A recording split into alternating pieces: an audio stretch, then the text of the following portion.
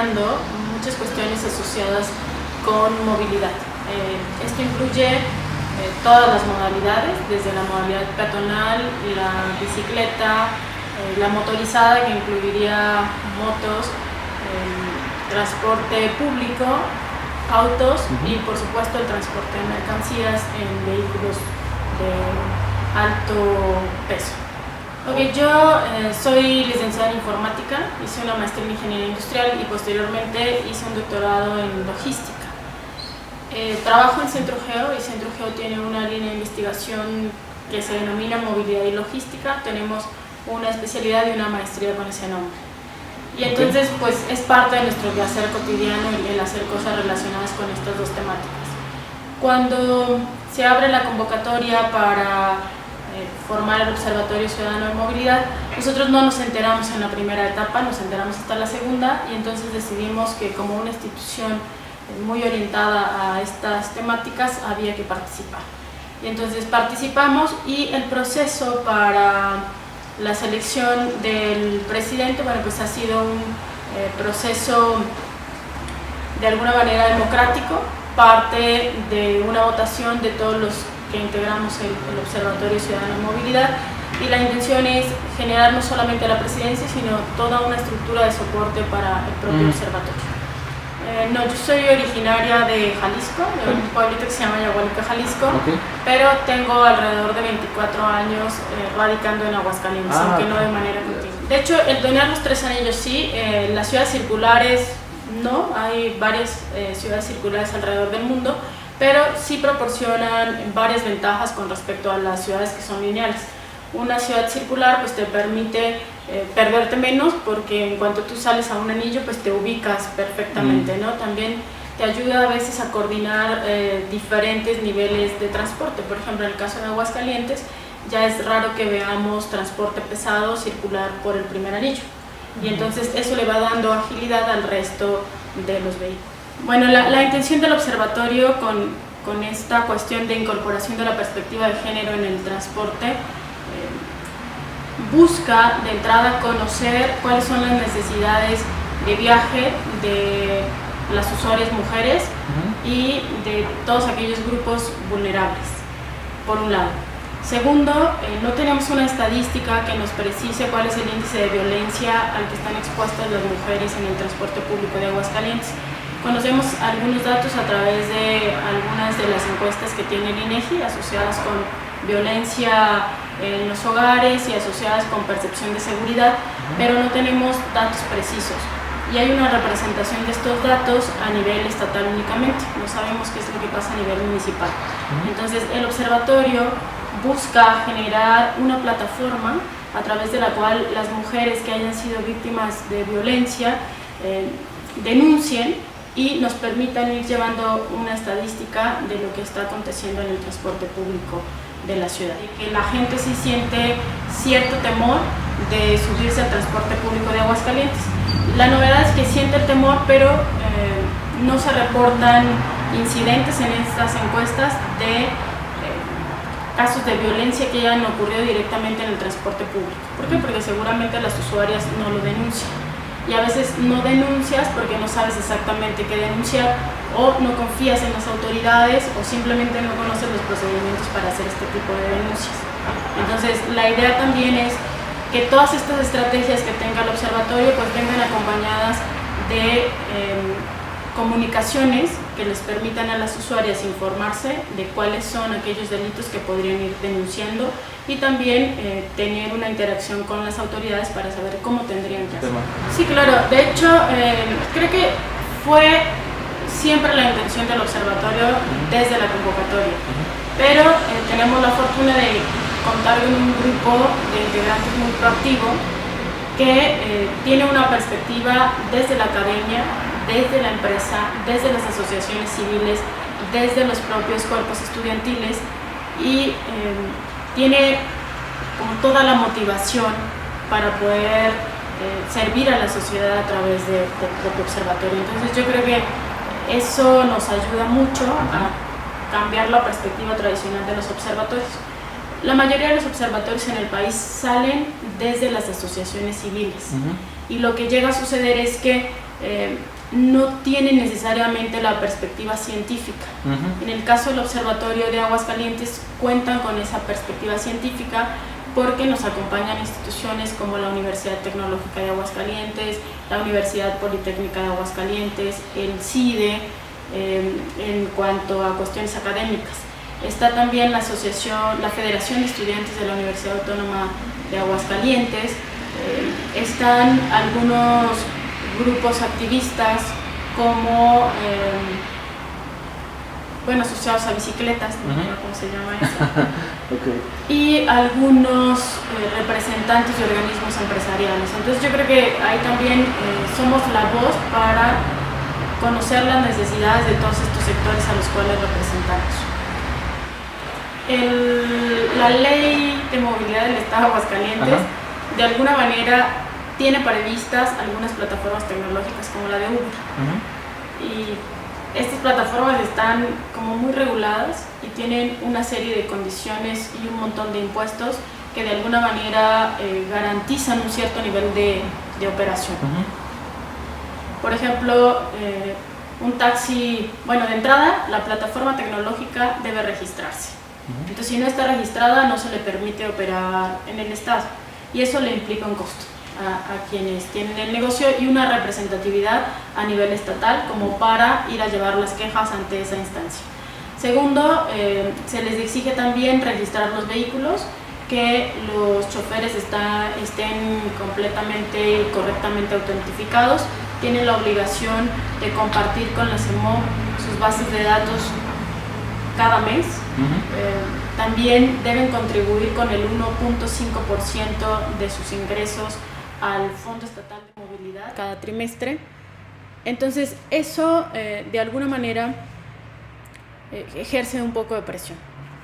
Sin embargo, todos estos esquemas de empresas exponenciales pues tienen cierto nivel de complejidad, porque siempre quien absorbe la mayoría de los costos y para quien es muy pesado el trabajo es para el último eslabón de la cadena, y me refiero al conductor. Y entonces los conductores de Uber deben tener cierto nivel de capacitación. Sin embargo, eso no se prevé, hasta donde yo recuerdo, de manera directa en la ley, y habría que ponerlo o en el reglamento para garantizarlo. Es diferente el caso de este tipo de esquemas en donde hay un conductor y en donde el vehículo no se queda en la calle, con respecto a Mobike y algunos otros servicios en donde tú tomas el vehículo donde lo encuentras y lo dejas donde ya no lo necesitas. Eso ya está empezando a generar un problema muy fuerte en la Ciudad de México. ¿Cómo se llaman estas plataformas? Las plataformas de servicio de uso compartido, en donde no tenemos un chofer o un operador responsable del vehículo, son diferentes. Esas ya están empezando a generar algunos estragos en Ciudad de México, en donde efectivamente la gente sale de su casa y encuentra estos vehículos mal estacionados en sus banquetas o obstruyendo sus cocheras o sus lugares de acceso. Entonces yo creo que ahí sí se debe pensar muy bien en el modelo de negocio detrás del servicio que se está ofertando y en algunas reglas que de alguna manera garanticen su correcta operación y que disminuyan la cantidad de externalidades que generan a quienes no son usuarios necesariamente de este tipo de plataformas. Eso es importante considerarlo.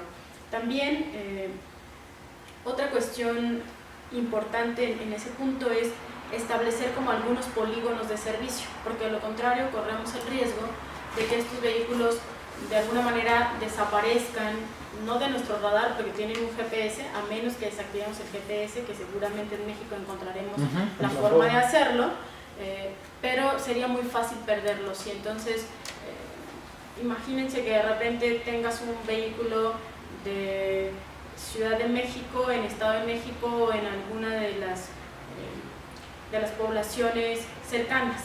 Tal vez hasta para el propio operador del servicio sería difícil la recuperación de los mismos. Y bueno, desde la parte de la ética, yo creo que con muchos servicios estás expuesto a encontrarte con alguien que no te dé un servicio de la manera correcta, que se pase contigo, que de alguna manera intente obtener alguna utilidad mucho mayor a la que el propio servicio mismo establece. Y eso no solamente lo vamos a ver en este tipo de plataformas, yo creo que en el servicio público de taxis lo podemos ver ya muy frecuentemente. Okay. Luego te pasa que, o no hablamos de eso. No, está bien. Sí.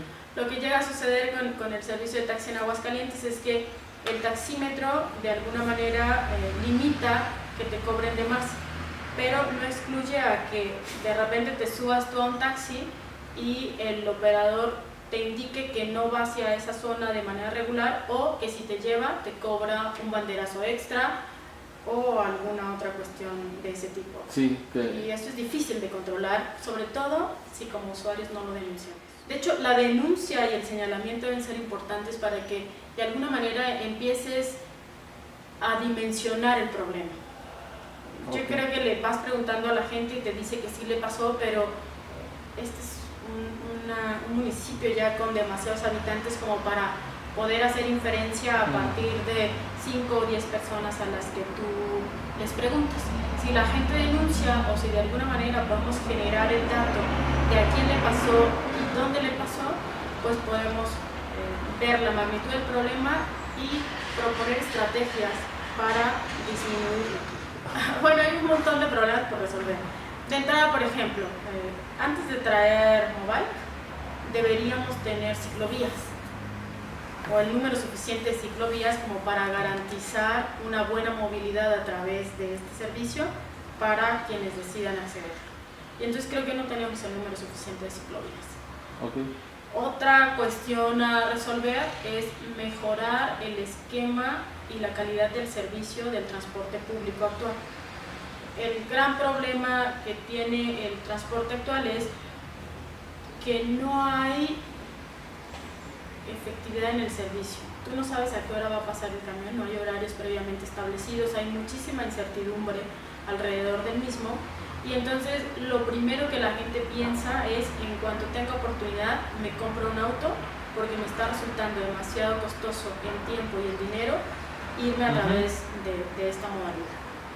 Eso por un lado. Segundo, nos queda claro que algunos choferes no están capacitados o no han captado de manera correcta lo que se les está tratando de enseñar en estos cursos de capacitación.